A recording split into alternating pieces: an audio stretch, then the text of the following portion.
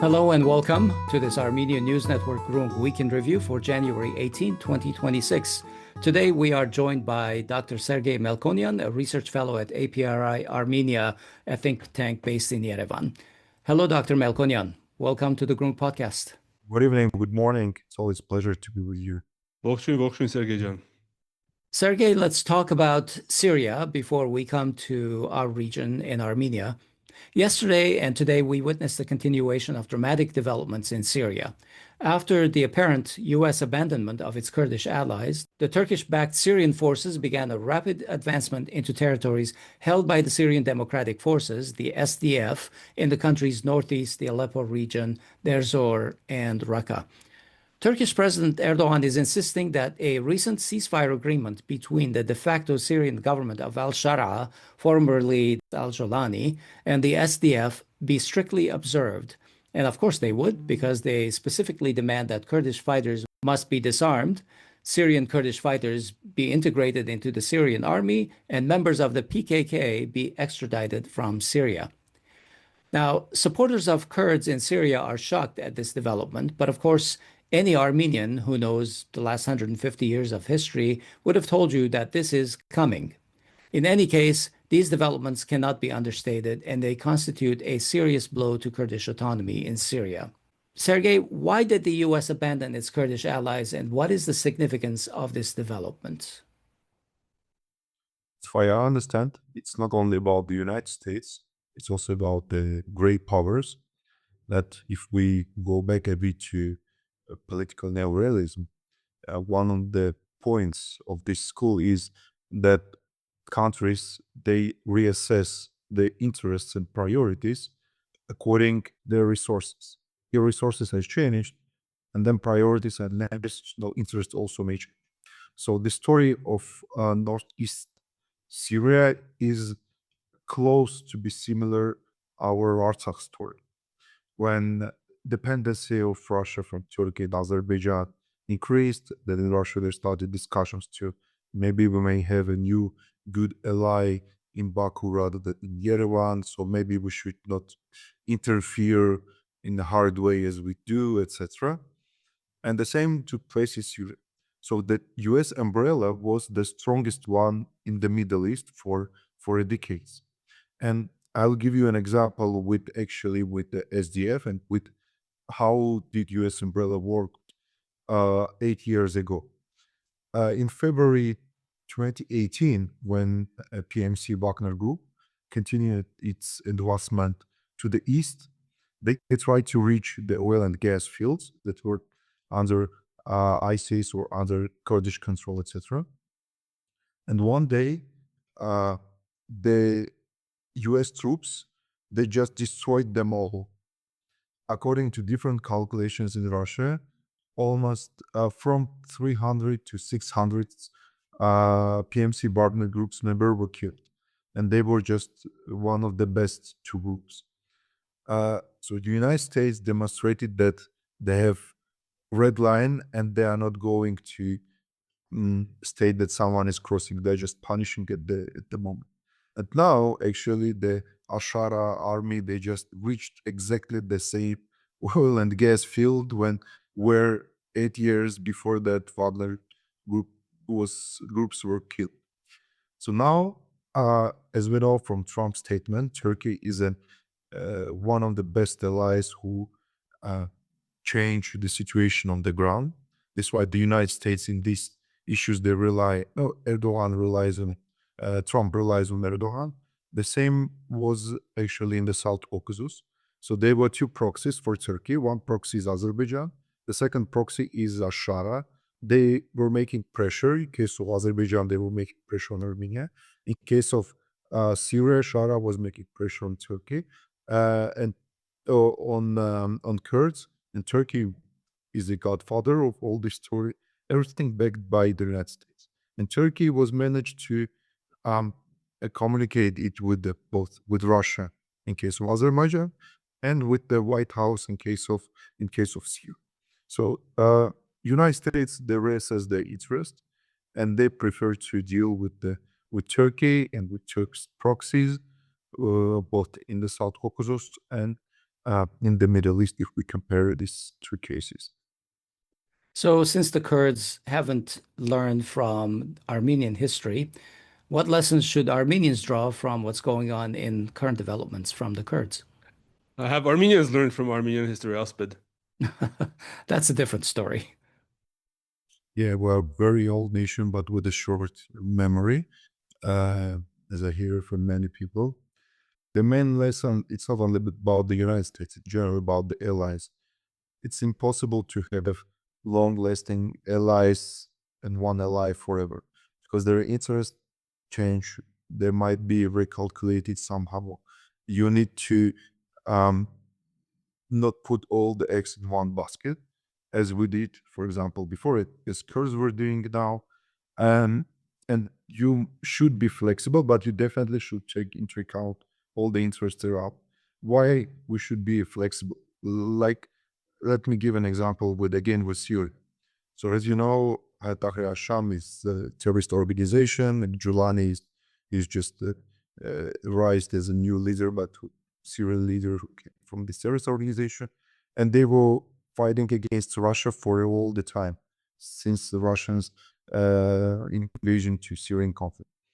But now Julani actually needs Russia, and there are negotiations to bring Russians to the southern Syria, as it was during Assad, when Russian military police, they were patrolling Israel-Syria border in order to prevent of interference both Israel to Syria and Iranians close to Poland heights. So they were like a buffer zone between two countries. And now, as Turkish presence in southern Syria is unacceptable for Israel, now Syrians are discussing with Russia to bring them back, but they were killing each other like literally a year and 3 months ago. Yeah, Sergey, where does Israel stand in all of this? Because it seems like Kurds, sometimes Kurds are viewed as allies of Israel, but Israel seems to be basically very hands-off in this situation. Since 1950s, Kurds were one of the most important allies of Israel around the Middle East, because within this periphery doctrine, Israel was working and making alliances with non-Muslim minorities and non-Arab minorities in different countries in 20th century in order to make pressure on Iraq and the Syrian government, and now in order to make pressure more on more Iran and to deter somehow Iran. And Israel was working with the Syrian Kurds for decades, and for last decades, Israel was able to enlarge its cooperation with Kurds because of U.S. presence and engagement. And if United States will step out and will live in northeast Syria, it means that for Israel it will be much more complicated to deter actually Turkey and to deter the current Syrian regime. They try to conduct the negotiations. One of the meeting was last year in Baku. After that in Paris, there were discussions in Israel that soon they will reach an agreement with the new Syrian government to make a northern Israel or southern Syria some kind of ski resorts, etc. But I don't think that's a real in a short-term run, because Israel, from Israeli perspective, number one threat after Iran is Turkey, and Turkey is moving closer to Israeli border, and if Turkey has such proxy that is pushing back Israel's allies, so that's a big headache for Israel. But they cannot do anything at this moment without United States assistance. But if United States they decided to leave the region, so that's a problem. All right. Well, coming closer to Armenia's border, we were witness to 3 weeks of protests, which escalated to a full-blown riot. Many analysts would say externally instigated riots. The number of casualties is in the thousands. We don't know the actual amount because internet in Iran is still limited and there is a trickle of information. But what's interesting is that the immediate drumbeat for the US, Israel, Iran war was suddenly postponed, at least for now. I mean, we were pretty sure last time this week that we were going to wake up to some terrible news from Iran. Now, reports suggest that Iran and Israel have been negotiating through Russia as a back channel to signal that neither plans to preemptively strike each other. And I don't know how much that is significant, except that Russia is also seems to be very active diplomatically, trying to minimize any major issues.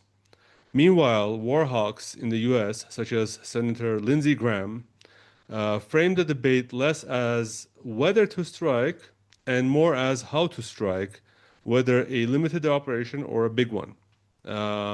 Sergei, a week ago, we appeared on the verge of war, as we said. What accounts for the apparent postponement of this conflict? Let's start from Russia. I don't think that Russia was the first and the only one who mediated between Israel and Iran, because we have other countries, especially Persian Gulf. Because as I understand, almost no one was interested in the war except Israel and some people in the White House. Because even Arab countries, they understand that in case that a regime understand that it's going to be collapsed, they will push all the buttons they have on the table, and everyone in the region will face a very big problems, especially neighboring countries, because they have nothing to lose. I mean, the Iranian Gulf. Russia's engagement and the Russian mediation was very active in the very last days, when I read at the Kremlin website that Netanyahu called Putin. I wrote in our working chat that it seems he's going to transfer some message to Iran, and 1 hour later, there was a message that Putin called message. So that was obvious, because I mean this model, it works before. But as we know from different leaks, some Arab countries, especially Egypt, Saudi Arabia, they try to communicate with the White House. I don't know, there wasn't that we'd call for some other officials that the United States should not launch a massive attack, because there are different targets from the US perspective. First, nuclear facilities that are partly destroyed because there are hundreds of reactors in Iran that actually operating. Second, military infrastructure, especially ballistic missiles, because after 12 days war, Israel realized that, okay, we pushed back somehow a nuclear program, maybe for years, but the ballistic missile program is going to be a biggest threat to Israel's national security. This is why there was target number 2, and group of targets number 3 is spiritual, political, and military leadership. Maybe they were inspired somehow with the case of Israel, or they think that they may conduct an manageable transit of power inside Iran. Because as we know, there are many discussions who will come after Khamenei, etc., and there are different scenarios. In order to avoid the worst one, maybe in Israel or United States, there were discussion how to accelerate such transit and do it manageable. And coming to different scenarios that may happen, I mean, with a wide range of scenarios, and I think we are at one of the best case scenarios, but we avoided a large scale escalation.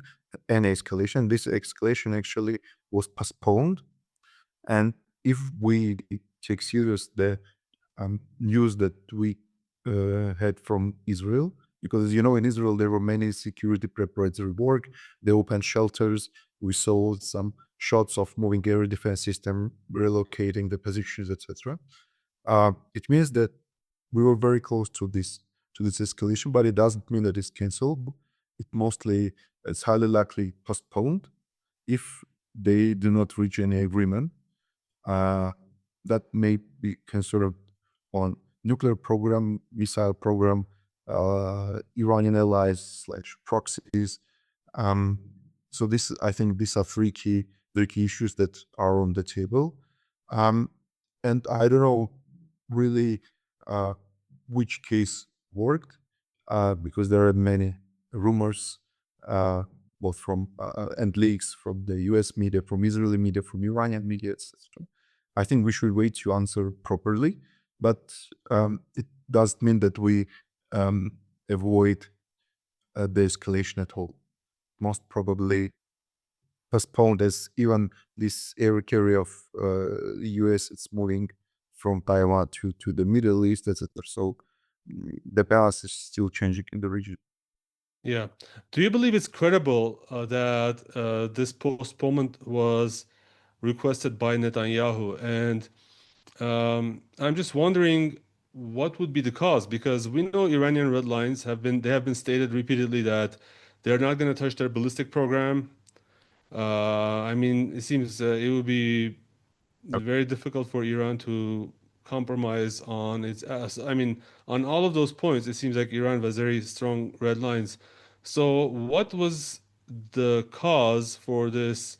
If this is true, for request by Netanyahu to postpone, or do you believe that as actually there are other causes besides Netanyahu's request? I would not exclude that there was a request from Israel, and there is only one reason why Israel, or two reasons why Israel might be interested in postponing this escalation or this attack. First, they came to conclusion that it's impossible to collapse regime after attack. And point number two, the retaliation will be much more worse comparing with the 12 days war. So taking into account these two considerations, there might be a reason why Israel may ask United States to not do so. The same story might be with Trump. Let's imagine Trump is sitting somewhere in DC, and he's getting messages from Arab countries, from Turkey, from Israel, do not do so. We do not have 100% guarantees that this attack will be a very short and very quick, at the same time very hard for Iran to collapse regime. So you will have a victory within a couple of days. So there's 100% guarantee with such scenario will not work. It means that, okay, maybe United States in this case will be engaged in not short-term escalation, but even longer. And this perspective was not such positive for Trump, and maybe he took also into consideration this problem. So I mean, there might be different explanations why. Now, since the 12-day war, we know that Iran, or at least it's being reported that Iran is working very closely with Russia and China to rebuild, revamp its air defenses, its missile program, and stockpiles. Do you think that Iran is ready for this second renewed confrontation with Israel and the US? It depends on the scale. If the scale is the same, I think Iran might be prepared even better, but I don't think it will be the same scale. If the scale will be, I mean, it's about time, it's about the geography of attack. If scale changes, I mean, qualitatively and quantitatively, I don't think Iran is well prepared. If we talk not only about, for example, US attack in a very last minute and very limited attack, but if we talk about joint Israel-US air operation, I don't think Iranian air defense system is well prepared for such scenario. Yes, they have some air defense system from Russians. That's all mostly based in Isfahan to protect the nuclear sites. They, as we know, they got air defense system from China. Actually, some of them Azerbaijan has, but that's not enough. And when we discussed with the Iranian colleagues were the key lessons, they told that actually from their perspective, Iranian made air defense system was more effective compared with Russian that they had. So if we take this perspective into account, it means that they might produce again their some air defense facilities in a very quick way, and but that will be not enough if they will be joining Israel. I mean that's impossible. Yeah, and it seems that at some point, Russia and China, if they don't like, I mean, just from a pure resource perspective, Iran would be unmatched with Israel, with a combined Israel and U.S. war. So it seems that at some point, Russia and China would have to put a stop to it if they can. And that is my question. How committed are Russia and China to ensure that their partner in BRICS is not dismantled and disintegrated and turned into another Syria? First, we should underline that there are zero commitments from Russia and from China to provide direct military assistance to Iran in case of it. There are zero obligations and zero agreements, at least as we know. Maybe there are some of the records agreement. So they do not have legal obligations, number one. Number two, as we know, Russia is extremely busy in Ukraine. They did not have enough both capacity and then will to do something in the South Caucasus and in 2023 and in Syria in 2025. So they are very limited in their actions. The same, China is not in the same story, but we do not have any case of Chinese direct engagement in practice when it does not come to its pure national interests that are only around China and not, as they call in India, extended neighbor. So the risk of direct Russia's and China's engagement, from my perspective, is a very low. Yes, they may provide some intelligence information. They may provide some military equipment. They may maybe act asymmetrically. For example, may create a tension point, let's call this way, in other parts, in other regions, in order to shift the attention and resources of the United States. But not direct involvement. Okay. And lastly, do you see any off-ramps available to the three parties, Iran, US, and Israel, that could, essentially avoid a major war in the region? Some kind of a way to save face and de-escalate, maybe postpone even further? I'm not sure. Well, that's interesting question. I think both in the United States and Israel, they soon will focus more on the internal problems.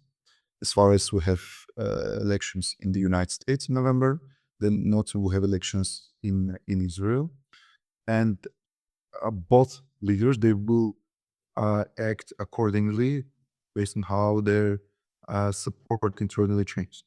For example, Netanyahu, we know, I mean, his patterns, how he acts.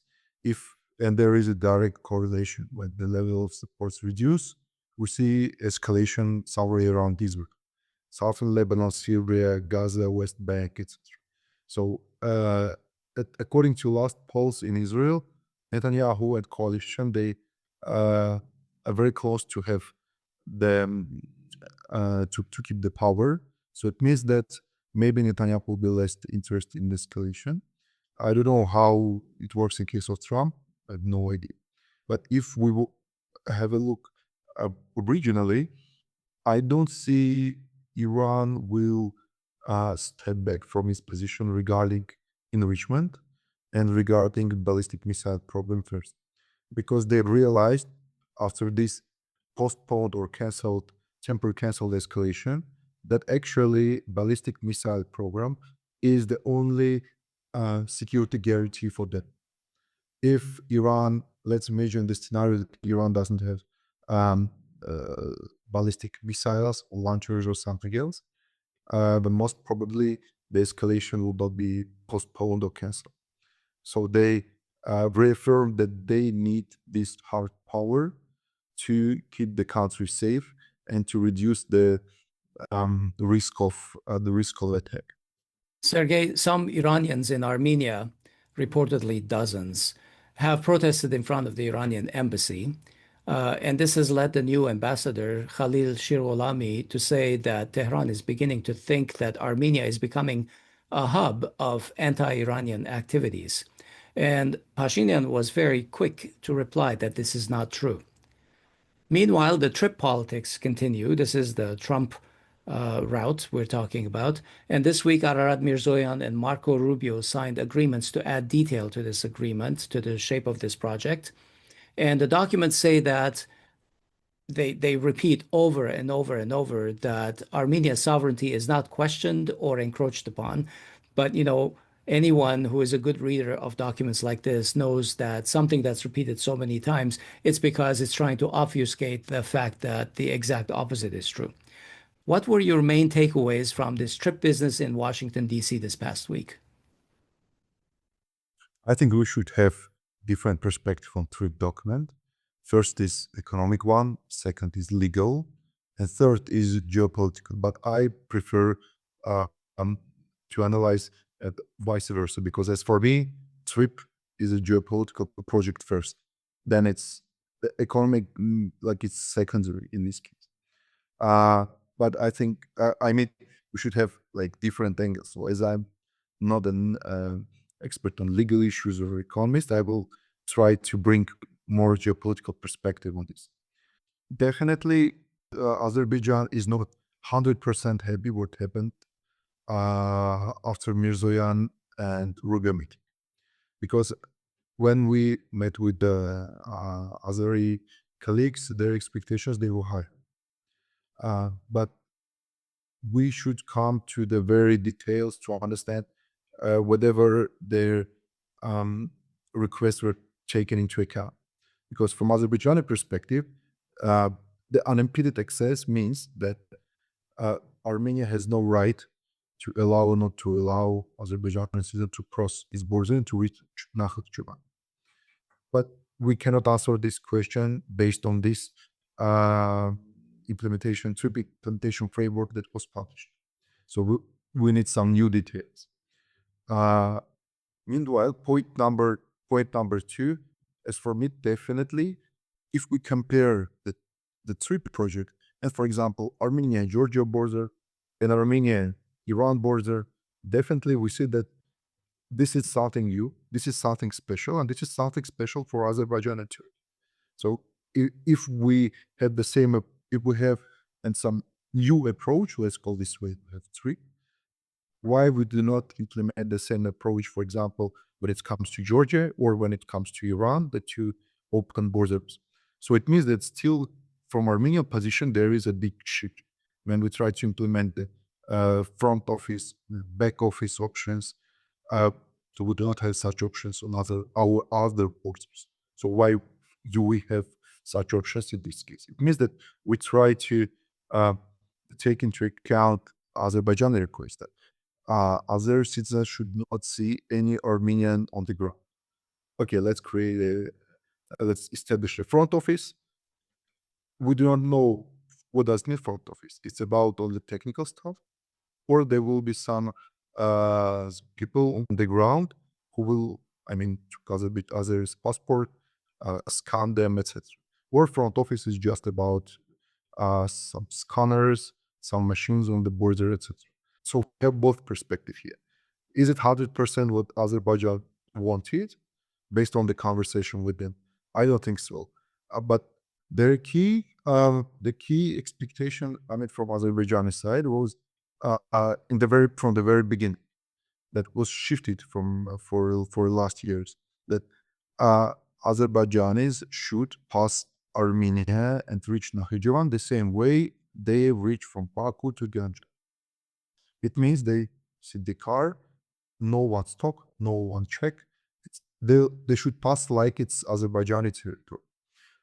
Now here we see that there are some nuances, but this, okay, there was 100% demand, but now, okay, we, let's say, accepted 80% or 90%.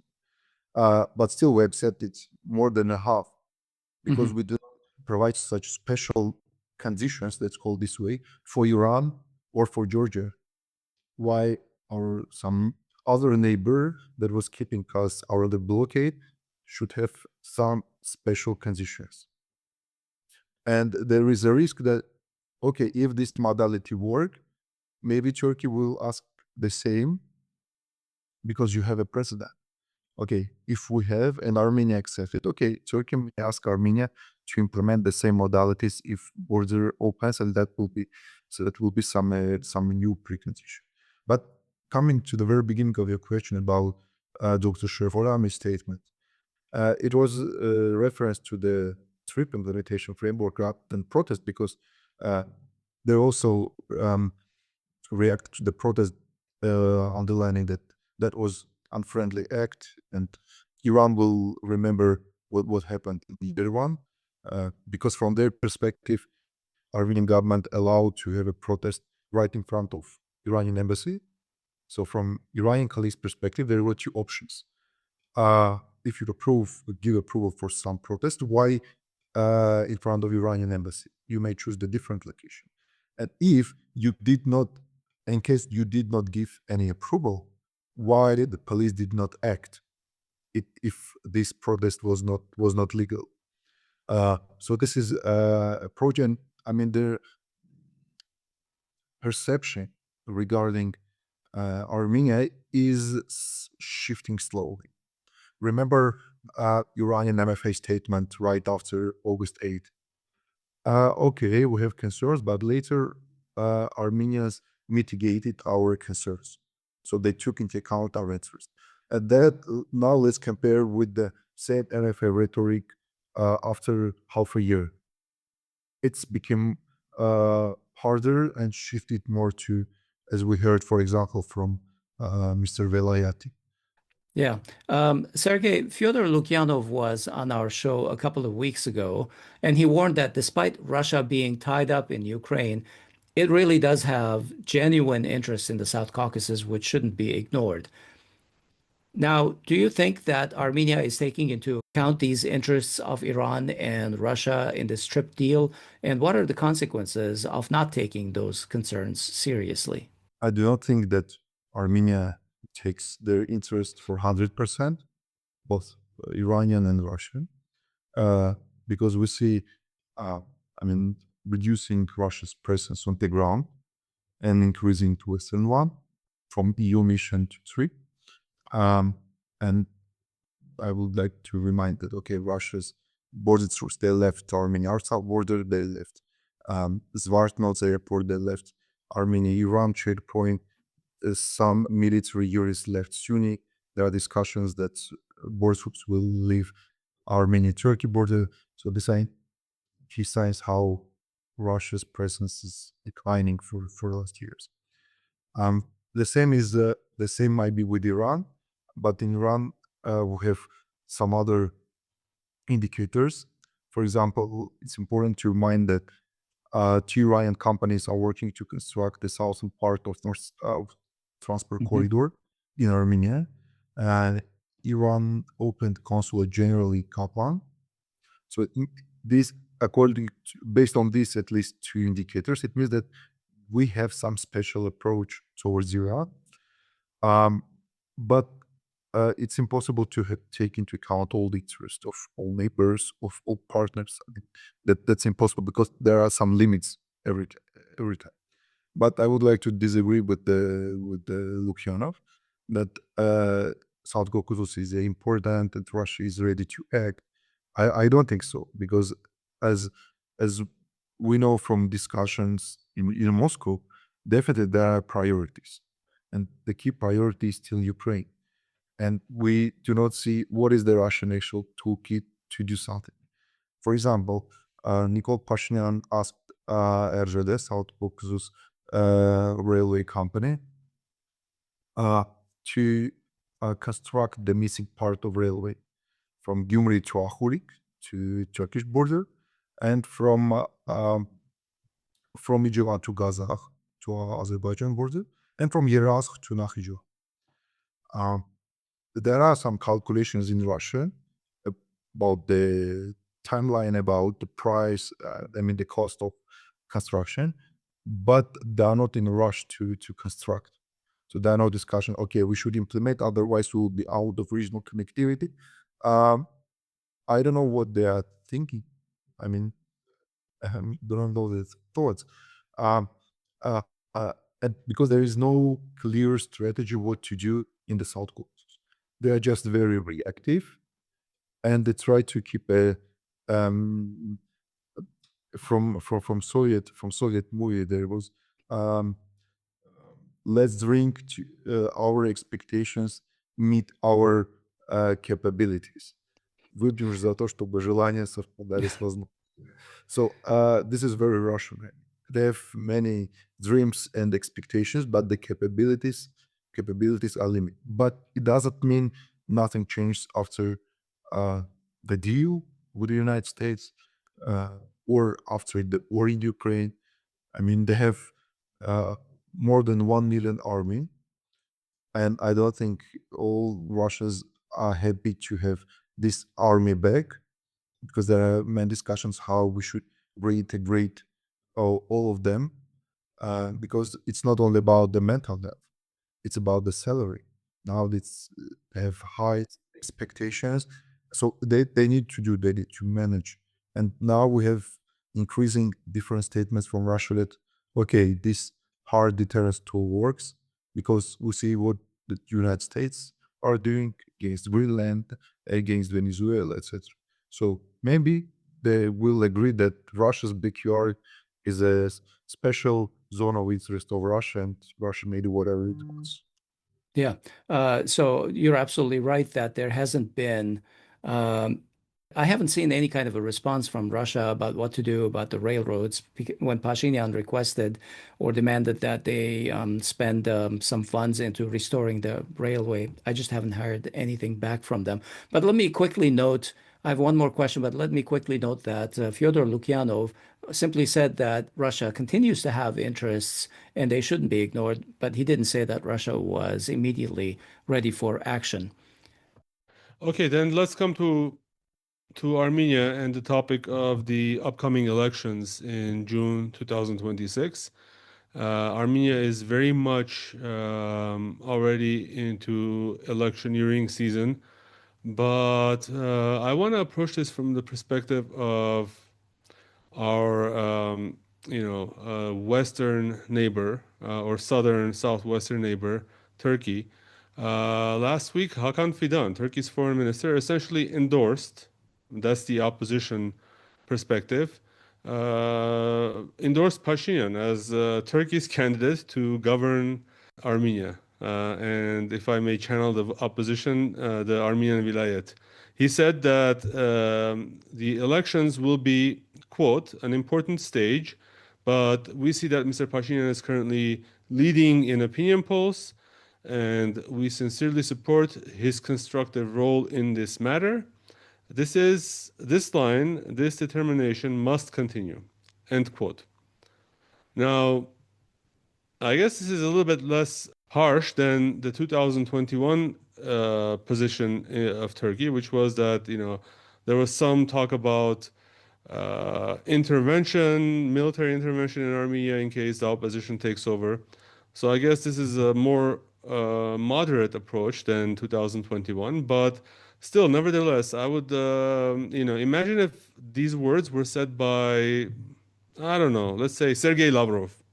What would the Europeans say and do? And isn't this, in your opinion, effectively foreign influence and interference in Armenian elections? I would like to remind that in the very beginning of 2021, Turkey officially, different levels for the first time in history, commented about Armenians' internal politics.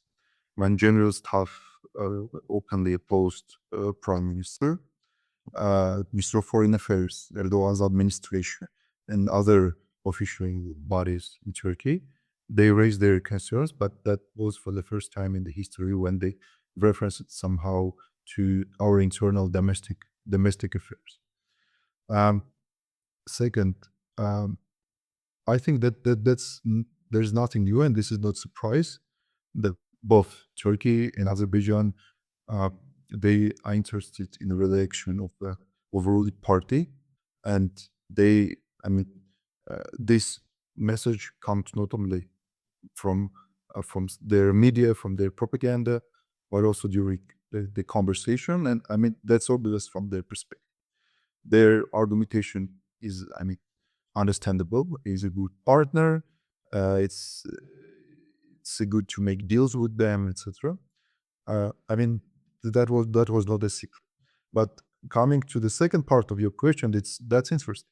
When we have official statements from EU, that we have official statement from Turkey, but we did not have any statement from other countries. But for example, we had official statement from Russia in 2021, and when Vladimir Putin stated that Nikol Pashinyan is not a traitor, he was fighting, etc., and that actually was indirect supported to ruling party. From if we analyze all the comments that came from Russia after that, definitely all external powers have their interests here in the region, and many things. Not only so, Armenia's election is not about Armenia. Armenia's elections, upcoming elections, about regional configuration, and Yes. and the problem, like initially, not like a problem here, is that Turkey has its own vision. Turkey has its own project. West, okay, not West, Europe or in the United States, they have their vision, they have their project, but there is no alternative. I mean, global, not on the ground here. What is the opposite vision? What is the opposite perspective? And this is making again reference to Mr. Lukia. What is their perspective? What is their general vision? What is their general strategy to the South Caucasus? Do you think it's different from 2021? Because in 2021, we can say that Pashinyan was the consensus candidate for everyone, all the major powers. Do you think that it will also be like that this year? I have a feeling that the perspective from Russia has changed, and it's not the same as it was in 2022. It has changed for last years, but I don't think that Russia openly will oppose the ruling party, because Russia doesn't want to put itself in the position when there is a high risk that a civil contract will be re-elected, and then they will face some limits. Let's call this way. This way, I don't think they will do any open statement or will play openly comparing with the EU or with Turkey, because I mean it's obvious that they have interest, but they may allow themselves to play openly to provide some finance, but Russia will not allow itself to act this. So you mentioned that there's a lot of interest and there's a lot riding from all sides, right?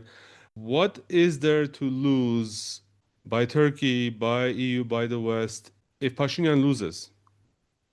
And I guess conversely, can the opposition have a dramatically different foreign policy if they suddenly win the elections, given the geopolitical constraints that are present?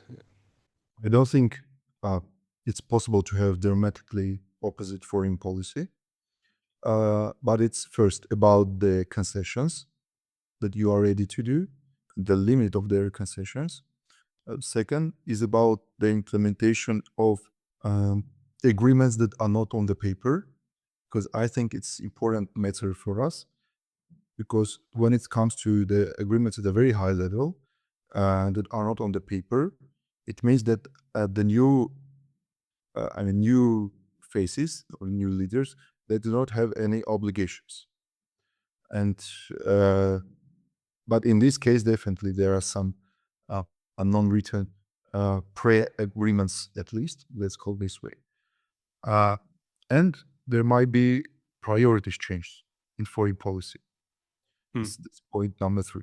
If we change priorities in the foreign policy, it will not bring some dramatic change in the region, but it will put regional processes some other way, because the balance in the region will change. That's for sure. But it doesn't mean that Armenia will be able to not implement the agreements that are already on the paper. And Yeah. that's understandable. It's Would it about the change anything about the modality of TRIPP, for example, as far as sovereignty concessions and things like that that are not on paper? definitely. If it's not on the paper, new people that do not have any obligations or pre-agreements, and if modalities are not agreed 100%, because as for me, when I read this paper for 3 times, I had much more questions than before, Yeah. and it means that there are a lot of things to discuss. And then you may navigate these technical details, and we understand that all the struggle coming years will be around the technical details. And Yeah. if you are able to manage in the way that you want, and or to bargain somehow, okay, to open the Nahijevan, that is much more important for us, as for me, comparing with the Armenia-Turkey border. Yes, because in case of Armenia-Turkey border, we have first alternative access to Black Sea ports and Europe in general. And point number 2, we have an access to Mediterranean Sea. But in case of Nahijevan, we will have a direct railway access to Persian Gulf that will bring us to rich Arab market, and it will bring us to Asian market that are increasing. And Asian countries, they continue to sign and negotiate and around FTA agreement with Eurasian Economic Union. So it means that we'll have some preferential access to these markets like Vietnam, like India, like Indonesia, etc. And it's not comparable with, for example, Mediterranean market. So this was for me the Nahijevan railway section is much more important for Armenia than the opening the Armenian-Turkish. But that's coming to point number 3. It's about priorities.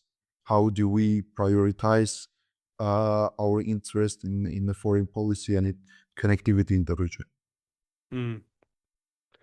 Okay, I have to ask just one last question, because you said that Turkey does have, we're already hearing that. Of course, Fidan, we heard Fidan. We are already hearing rumors that Turkey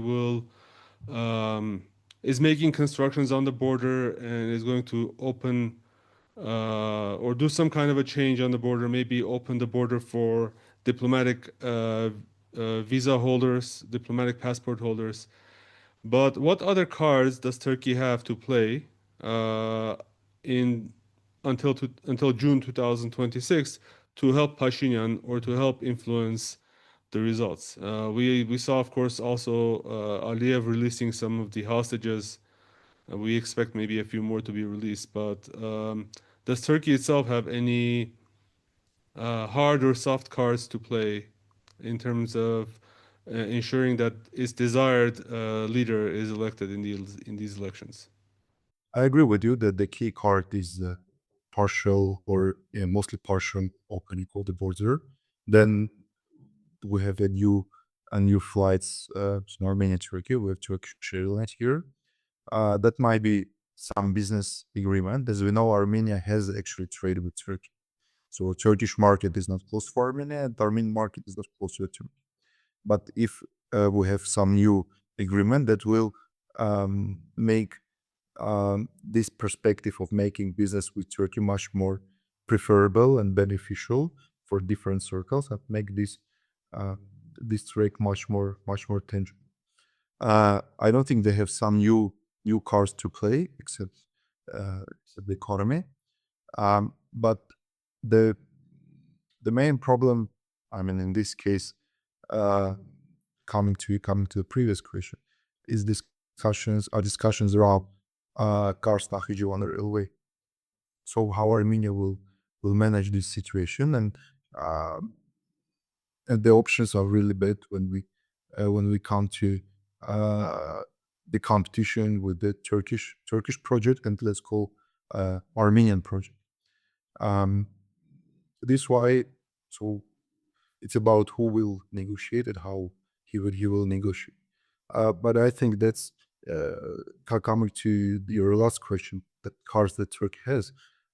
Even some statements will be enough if they do some positive or positive neutral statements about common interest, about common history, about let's forget all grievances, let's look forward, etc. Such soft statements that will be enough. Sergei Pashinyan's diversification of the Armenian economy is in full swing. Armenia's trade with Russia was cut in half from 2024 to 2025. And even after that, of course, Russia still is Armenia's main trading partner, still, which means that in order to compensate for all the loss of a lot of these trade deals and the loss of state revenues, borrowing also stepped up. We borrowed over $1.4 billion in 2025 to keep Armenia afloat. What are Russia's interests in Armenia? And what actions and responses would they be envisioning to Turkish and Western meddling in Armenia's elections that would result in anti-Russian outcomes? First, it's important to know that according to our conversations with the Russian colleagues, Armenia's diversification is okay for Moscow, but pivot is unacceptable. So they have a clear understanding that in some cases there are attempts to make a pivot, but in some cases there are diversification attempts. Even in some cases, for me, not very successful. Because, for example, when it comes to diversification in terms of arms supplies and military partners, we replace one dependency when it comes when we had more than 80 and 90% weapon from Russia. We switched to India, where we have almost 70% of weapon comes from there. So we replaced one dependency with another one. When it comes to economy, it's much more complicated to talk about diversification because the share of Russia is still high. I mean, in trade turnover, it's close to 40%, 35-40%. The share of, for example, European Union is increasing very slow. Last year that was a decline, and we have some signs of increasing cooperation with the Middle Eastern and Asian market. So well, even when it comes to tourism, approximately 40% of tourists come from Russia, and that Iran, Georgia, and other countries. So there is not diversification in this sense. It's about quantity. If we focus on quality, there are actually changes. For example, we said that the United States are becoming Armenia's key partner in AI cultivation. Again, it's not diversification if you put all eggs in one basket. But now we see that most of projects in AI with the United States are based on the MOUs that we signed in the beginning of 2025. Coming to the second part of the questions about Russia's interest, I mean, they're understandable. To keep this zone safe in order to prevent any escalation that may spill over to the North Caucasus, because for Russia, North Caucasus is much more important comparing with the South Caucasus and neighboring countries. So they need the security here while they are busy in Ukraine. At the same time, they need less West as possible in the region. But there is an interesting shift in their perception that I noted for maybe last half a year.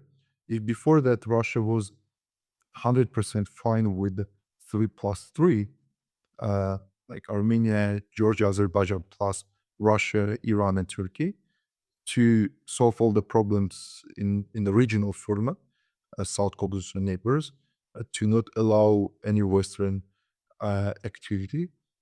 Now, when there comes statement from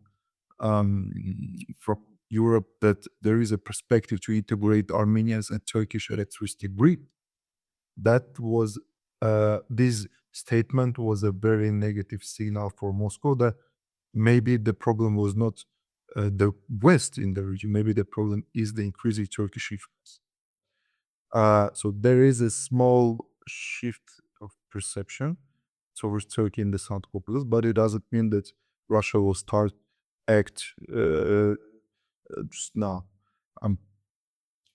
I mean, other interests are clear, and I was listening with your conversation with Mr. Lukian. I mean, he unpacked it quite good, but when it comes to technical details, so Russia is interested to has its presence in a new configuration.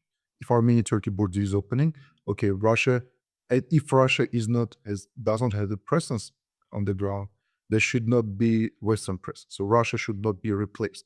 This is why, for example, Russia was fine when Armenia asked to leave Armenia-Iran border, leave Sumik, leave Zvartno, etc., because Russia was not replaced by someone. But when it comes, for example, the perspective that CSTO was ready to send its mission for Armenia, Artsakh, and Armenia-Azerbaijan border, Armenia rejected and decided to have a European Union monitoring mission. That was a very negative reaction. So from this pattern, we may come to a conclusion that if the new configuration is without Russian presence and also without any Russian enemies or frenemies when it comes to Turkey, Russia might be fine with that. And this is why Russia has several marks. How does it calculate? First is agreement on new nuclear power plant. We know that there are different options. And when we meet with Russian experts, every time we discuss this issue and realize that this is an important marker for them. Point number two, any non-Armenian engagement in Armenia-Turkish border open. Whatever some Turkish activity will be in the regioning areas, or some Western or US/European presence will be on Armenia-Turkish border. And point number three, when it comes to Armenia's connectivity, because Armenia has Iranian companies, Armenia is three. What will be with the other sections of Armenian railways, with whom Armenia will cooperate? So there are different markets based on which Russia will understand, is it replacement or it's diversification? That's the $1 million question, right? Replacement or diversification, because it seems that Russia has a lot riding on north-south communication, and I don't think that these recent details have completely alleviated any concerns that, or have alleviated any concerns that Russia and Iran have, that their north-south communication will be hampered by this. There were expectations in Russia that, sorry for interrupting you, there were expectations after August 8 when there was written that there might be third-party engagement within this project, and there were expectations in Moscow that maybe they may try to be there. And even here, that in TIF, it's mentioned that some other party, might be private company or country, might be engaged in different processes. Maybe they will have some expectations too that will be Russia and not Turkey, because it's also important to understand who will construct this railway, because there are three countries that may do so: Azerbaijan, Turkey, and Russia. Okay, we may outsource this to India, China, but I don't think that will be an option. So who will do so? Who will have presence there? Yeah. Yeah, this is a very interesting topic, and there's so much more to discuss. I think that in the last month, Overchuk was the person who said that Russia expects to be involved in any kind of east-west opening or deblocking of the Armenian South. So we don't know exactly what the modalities of that is going to be. But we are out of time for today. I just want to ask each of you for some thoughts that you want to share with our listeners. I'll come to you first this time. Sergei, what's on your mind? The first that came to my mind is about we had our 4 prisoners of war back to Armenia, and I do not think that it was coincidence that we transferred 2 mercenaries back to Syria. But it's important to note that still we have both prisoners of war, we have our tough leadership in jail, and I don't think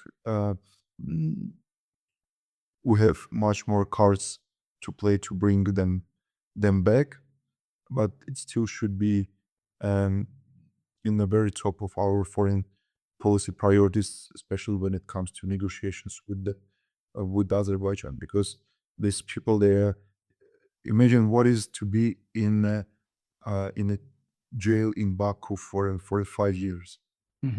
Very important thoughts. Yeah. Hovik, what's on your mind? I recently made a post on LinkedIn about normalcy bias when you think that you live your life, you go to wine festivals, you attend concerts, but your entire surrounding environment changes. I used business examples such as when Kodak was, reporting quarterly profits about, but completely forgetting or ignoring that its entire core business line was being consumed by digital photography. But obviously, in the geopolitical sense, I think that we are very much in such a situation. You can also use the boiling frogs scenario. And nowhere is that more apparent than on LinkedIn, unfortunately. And with all due respect to my compatriots on LinkedIn, Armenians, when you go into LinkedIn, your feed is all about motivational posts, business, some people even transform the loss of Artsakh into some kind of a motivational business story. Nothing against that, but the one thing that I really hate people who post pictures of Mount Ararat. And again, nothing personal, my friends. Please don't take this personally. But if you're posting a picture about climbing Mount Ararat and how this is very motivational for you in terms of reaching your life's accomplishments, reaching your business accomplishments, and you then go ahead and post this very long post about the lessons you learned from climbing Mount Ararat, then the least you can do is be concerned about the real value of Mount Ararat to Armenians, or pick a different mountain to climb. I love that thought, Hovik. We're going to leave it there. Thank you so much for Yeah. joining us, Sergei. We appreciate your insight. Hope to talk to you again many times. Yes, sure, always ready. Thank you, Sergei Can. Well, that was our weekend review, recorded on January 19, 2026. It's MLK Day, Martin Luther King Day here in the United States. We've been talking with Dr. Sergei Melkonian, who is currently a research fellow at APRI Armenia, a Yerevan-based think tank. He served as assistant to President of Armenia, Armen Sarkisyan, on foreign policy, Middle East, and post-Soviet space matters. Sergei is also a guest lecturer at Yerevan State University and the Russian Armenian University. Hovik, the other day you and I were talking about whether we're asking all the right questions or we have the right follow-throughs and stuff like that. And I want to ask what your impressions are, whether we throw too many softballs or too many hardballs at our guests. And these thoughts were coming to me after we talked to Anna Grigorian in the past episode, because, we're not going to be asking Benjamin or Sergei, these analysts, tough questions. They're analyzing, they're fact-based, they're just sticking with the facts and their analysis. But when we talk about current affairs with politicians, should we be following through and asking why they do certain things or why they don't do certain things? What are your thoughts? Well, being self-critical, I think, yes, we can always ask tougher questions. I think that our format, though, this podcast format, especially also not being in a studio where there's a little certain lag in terms of the speech, makes it a little bit difficult to interject and sort of ask pointed questions. But I don't want to blame it all on that. And it just sort of, our style is we ask questions and we let the guest answer. We listen. And That's then right. it may be if we had like 2 hours or 3 hours and we had more lengthy discussions, we could dive deeper into each. The other thing I noticed is we always run out of time. So, for instance, with our guest, even with our politician guests, we have like 45 minutes, and then we have so many topics that it doesn't really give us a lot of time to uh, drill down into specific, responses, and then, ask for follow-ups. Um, we Can I frequently say a drop quick thing? questions. Yeah, It's our own self-imposed 45 to 60-minute time limitation, and that comes primarily because of the effort that it takes on the back end to get these shows out. It takes us hours and hours to edit and publish. So in the past week, we've had 6 or 7 shows or something like that, pretty much one episode a yeah, day, and we're backed up. There are a couple of episodes that we need to get out. And that's why, I mean, if we were to record a 2, 3 hour episode, we can certainly just dump it on the internet and say, here, listen to it. But yeah. it's raw. It's not right. So yeah, so I mean, it's a constellation of issues, but I think in the end, we could have asked, like, specifically using a specific example with Miss Anna Grigorian. I think we could have asked more pointed questions, because I think that in general we are all wondering if there's more that the opposition, the collective opposition, I'm not singling anyone out, can do, and why certain things weren't done, why we're so sure that things will be different this time. I have a lot of concerns about that, but maybe it's also something that we have to learn, because we're not, Yeah. we are just two techies. I don't know. Let us know how we can improve our questions, and if we should do things differently. We're always open to feedback on that as well. Yeah, that's it. That's important because at the start, sort of, or not quite the start, but not quite the middle either of this election campaign that's coming up, we are thinking about bringing on more politicians. And we'd like to. So there was one listener, for example, who said, bring Arman Tatoyan. We'll try and do that at some point. No commitments, but we will try to get him on the show. We would like to know your opinion as a listener, whether we're too softball, we're too hardball, whether we don't follow through right, so that we can get these things more and more correct and on, let's say, on the money. Speaking of money, podcast.groong.org/donate.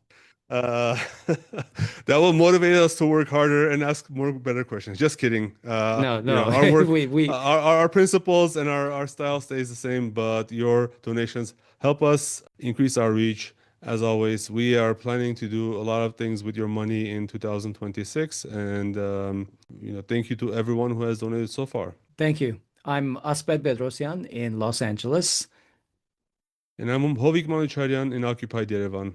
Stay well. We'll talk to you next week. Bye bye.